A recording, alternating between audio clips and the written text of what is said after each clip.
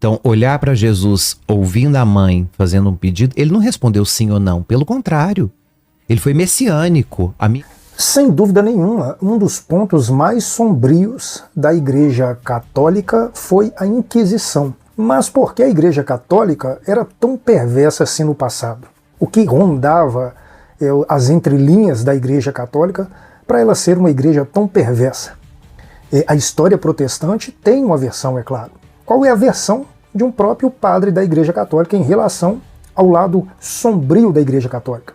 O padre Fábio Marinho esteve no Inteligência Limitada com o Vilela, um podcast. Lá ele respondeu essa pergunta, não fugiu da polêmica. E você vai ver isso comigo agora. Antes, se você ainda não é inscrito em nosso canal, eu peço que você se inscreva, ative o sininho, coloque para estar recebendo todas as nossas notificações e sem muita demora, vamos lá para o vídeo.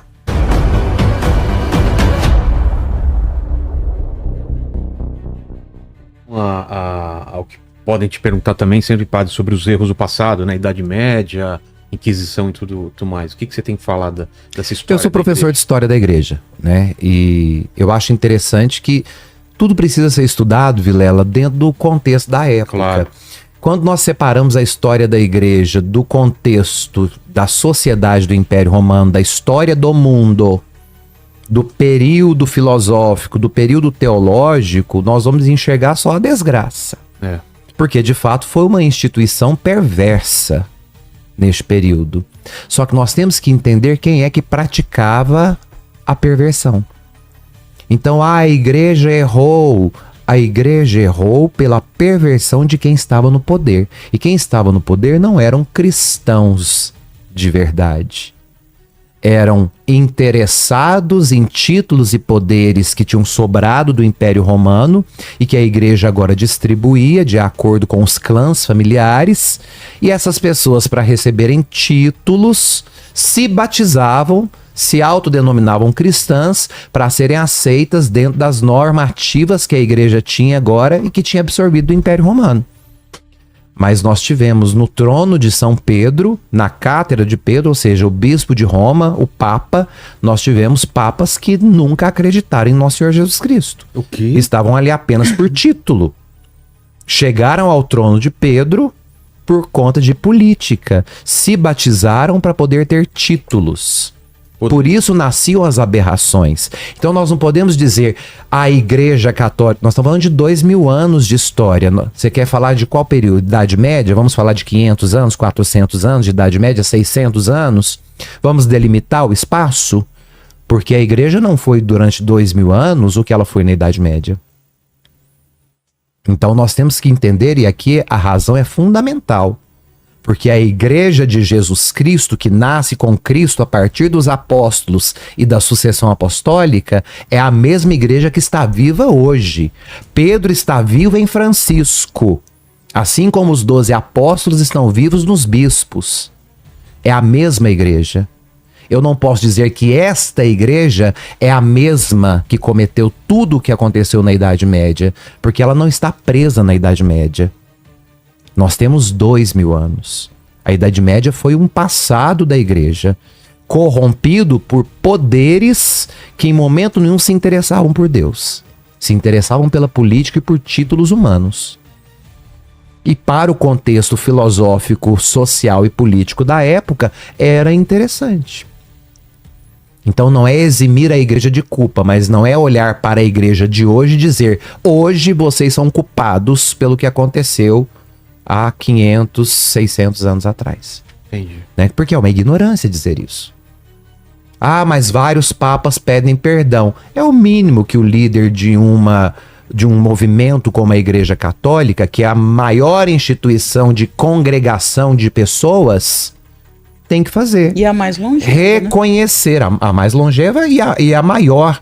Né? O próprio Chico Xavier, uma vez perguntaram para ele no Pinga Fogo se o espiritismo ia crescer, se era a pretensão do espiritismo do Brasil passar à Igreja Católica. E ele falou: jamais.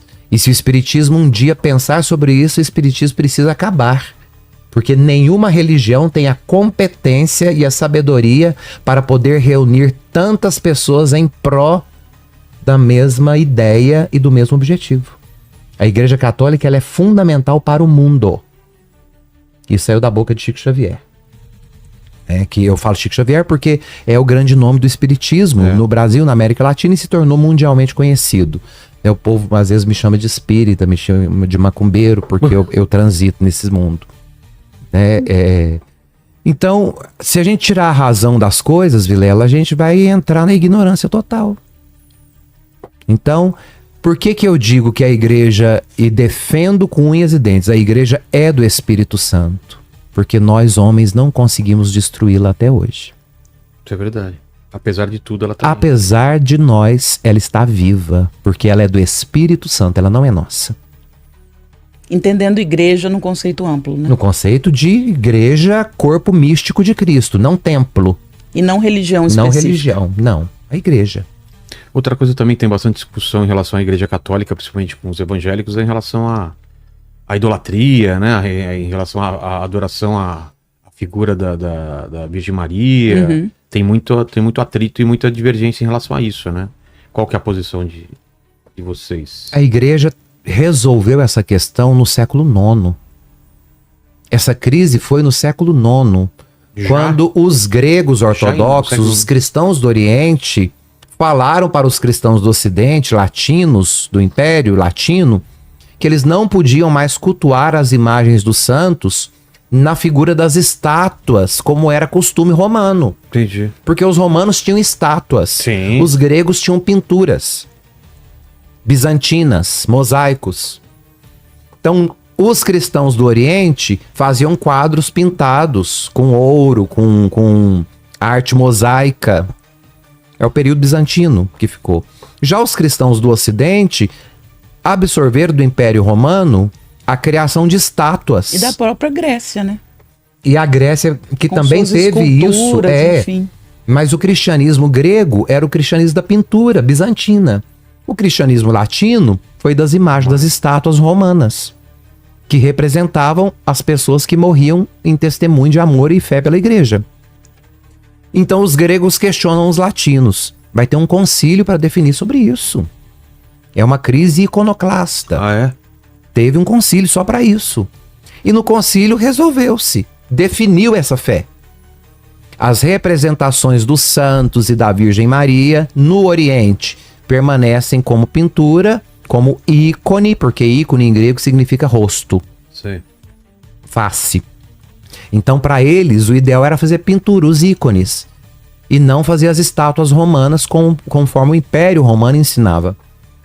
E para o Ocidente ficou definido, não, vocês aprenderam a fazer estátuas no Ocidente, continuem fazendo estátuas. É uma definição conciliar, social. Por quê? Porque o Ocidente estava acostumado com estátuas, o Oriente com pinturas. Então a igreja faz essa enculturação. E a ideia de adoração é um equívoco que também já foi resolvido em concílios muito antes da Idade Média. Os cultos de latria, eles vão ser divididos. Então, o culto de latria, que é o culto de adoração, Sim. ele é dado a Deus. E a Cristo. Somente a Deus. Então, a Cristo Nosso Senhor, como Filho, segunda pessoa da Santíssima Trindade, e ao Divino Espírito Santo, que é a ação, o agir de Deus, terceira pessoa da Santíssima Trindade. A adoração somente a Deus. A Virgem Maria, nós temos o que nós chamamos de primeira veneração. Aí nós vamos falar de dulia. A protodulia se dá à Virgem Maria. Que é a diferença Que entre a ela está adoração... acima, no cristianismo, ela é o maior exemplo a ser seguido. Então nós olhamos para a Virgem Maria e copiamos o modelo daquela mulher para vivermos uma vida cristã saudável e real. E depois dela, os que vieram, os apóstolos, os mártires, os santos próprios do tempo. Então nós não adoramos essas pessoas. Você tem alguma foto do seu pai ou de alguém que você admira? Sim. E toda vez que você vê essa foto do seu pai, isso não remete a você, às competências, às características? A memória, O caráter dele? Sim, mas eu não... E isso não te mobiliza a ser eu não uma pego pessoa... a imagem do Santo Antônio e faço alguma coisa para casamento, por exemplo. Não faço Justamente, porque isso, não é faço para isso com a Santo foto do Antônio. meu pai, assim. Não é para Santo Antônio que a gente pede. É pra Deus. A gente pede pra Deus. Mas tem muita gente que confunde, né? Tem muita gente Tem. louca pra tudo. É. Tem gente que confunde Jesus com Genésio. Exato. Tem gente que vai confundir tudo que nós estamos falando aqui. Tem Então gente, tá tudo inclusive, certo. que não vai entender o que nós estamos dizendo. E eu gosto sempre de repetir, eu sou responsável pelo que eu falo, não pelo que você entende. O santo é a inspiração de caráter, de vivência, de ter alcançado. É como você olhar para a foto do seu pai e dizer assim: meu pai conseguiu criar os filhos honestos, meu pai venceu, combateu o bom combate e ele venceu. Então, mas eu quero em vez- ser em como o vez de meu orar pai. para um santo, por que não ir direto para Cristo ou para Deus? Aí já nasce o que nós chamamos da intercessão, que inclusive vai ser o evangelho desse domingo. A liturgia desse domingo é das bodas de Caná. É o primeiro milagre de Jesus. Um fato curiosíssimo, que acaba o vinho da festa, Isso. Maria se levanta da mesa, vai até Jesus e fala: eles não têm mais vinho. E Jesus olha para ela e fala: o que eu tenho a ver com isso? Tô de boa aqui. É, Porque a minha hora não chegou. Maria se recolhe. Jesus continuou comendo? Não. O que ele fez? Transformou água em vinho. Por quê? Pelo pedido da mãe. Intercessão. Eu posso ir direto a Jesus? Eu não tenho as virtudes da Virgem Maria, Vilela. mas se você quiser tentar. Mas você pode tentar. Eu não me sinto digno. Eu preciso de quem tem méritos para isso. Mas ninguém vem ao Pai senão... Se não por mim, sem dúvida. Por isso que eu olho para Maria e peço para copiar o exemplo dela e ter um coração como o do filho dela. A senhora me ensina a amar o seu filho, porque se alguém sabe o que é amar Jesus, é a mãe dele. Se eu te pedir algo muito precioso aqui do seu estúdio, talvez você vai ter dificuldade de me dar. Mas se o seu filho falar: papai, por favor, dá aquela máscara do Mr. M pra Andréia. Isso é muito importante pra mim, papai. Por favor, sou eu que tô pedindo, dá a máscara do Mr. M pra Andréia. E não existe a ideia da intercessão sem obediência. Então, olhar para Jesus ouvindo a mãe fazendo um pedido, ele não respondeu sim ou não. Pelo contrário, ele foi messiânico. A minha hora de se apresentar como Messias não chegou ainda. Se eu fizer isso aqui agora, tornar isso público, pode ser que eu não complete meu ministério. Que as pessoas me matem antes. Tanto que ele fala: a minha hora de me manifestar como o Messias esperado pelos profetas e pela lei não chegou. E o evangelista não fala mais nada. Simplesmente diz que ele levantou-se, chamou os garçons e falaram: quantas talhas tem aí? 6, que também já é um símbolo. E mandou eu fazer o que com as talhas? Encher de água. Então, ele estava jantando. Ele não falou sim ou não para Maria. Só que pela obediência, ele se levanta e pela intercessão dela, ele faz acontecer. Então não tem como a gente dizer que isso não existe. Eu vou direto a Jesus. Quando o povo falou para Moisés que eles queriam falar diretamente com Deus no Alto Sinai, e que Moisés falou para Deus: eles querem que o Senhor fale diretamente com eles. Deus vai perguntar para Moisés: eles estão prontos? Moisés falou: dizem que sim. E Deus abriu a boca. Quando Deus falou, o que aconteceu? Todos caíram por terra porque não tiveram condições de abarcar a potência, o tamanho, a grandiosidade de Deus. Entendi. Então, a ideia da intercessão é justamente porque nós temos pessoas as quais nós chamamos de bem-aventuradas. Porque quais são as bem-aventuranças?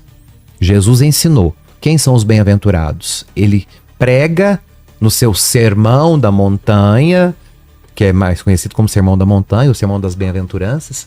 E ali ele diz: quem são os santos? Quem vão ser santificados? Os que viverem essas bem-aventuranças. Porque o bem-aventurado significa feliz. Tanto que a abreviatura é beato. Bem-aventurado, beato. E beato em latim é feliz. Uma pessoa feliz. Então, por que ele é feliz? Porque ele alcançou o reino de Deus. E nós acreditamos desde o século IV, Vilela, no concílio de Constantinopla, que foi realizado depois do concílio de Nicéia, para completar o credo da igreja. No século IV ficou definida a comunhão dos santos. Nós estamos falando do concílio de Constantinopla. onde se define que cremos na comunhão dos santos, naqueles que viveram a nossa carne, mas foram justificados e já estão diante de Deus. E por estarem diante de Deus, contemplando Deus na sua onisciência, onipresença e onipotência, podem, por meio do olhar de Deus, olhar por nós. Porque eles já estão na igreja triunfante e eles intercedem pela igreja militante que somos nós. Enquanto nós que estamos vivos, rezamos pelos mortos, que é a igreja padecente. Então existe esse fluxo, esse movimento entre essas três igrejas. A triunfante, que já contempla a face de Deus, a padecente, que são aqueles que estão no purgatório, e a militante, que somos nós que peregrinamos pela vida. Por esse mundo. Por isso militamos ainda no mundo. Então nós intercedemos pelos que padecem, nós rezamos pelos mortos. Daí nasce a tradição de rezar pelos mortos. Nós rezamos pelos que padecem. Já os que estão glorificados, que já estão triunfantes, rezam por nós que militamos, para que a gente alcance o que eles alcançaram. Então a intercessão, a comunhão dos santos é uma definição de fé do século IV, início do século V. E que foi sendo resgatado não foi nem por Lutero, nem por Calvino, e muito menos por Henrique VIII. Isso surge agora com o neopentecostalismo, que não pertence ao protestantismo raiz. Sim. O protestantismo raiz não abre mão desses concílios. Então, a comunhão dos santos, a verdade dita, a figura do Pai, a figura do Filho, a definição do Espírito Santo, a figura da própria Virgem Maria, a definição da Theotokos de Maria como Mãe de Deus, que é uma definição do século IV. Por que que depois de 1000 e tantos anos as pessoas se sentem no direito de mudar tudo que é a tradição e o magistério cristão, porque eu não vou falar nem da igreja, porque é o cristianismo, porque não existia a ideia de outra igreja fora do cristianismo.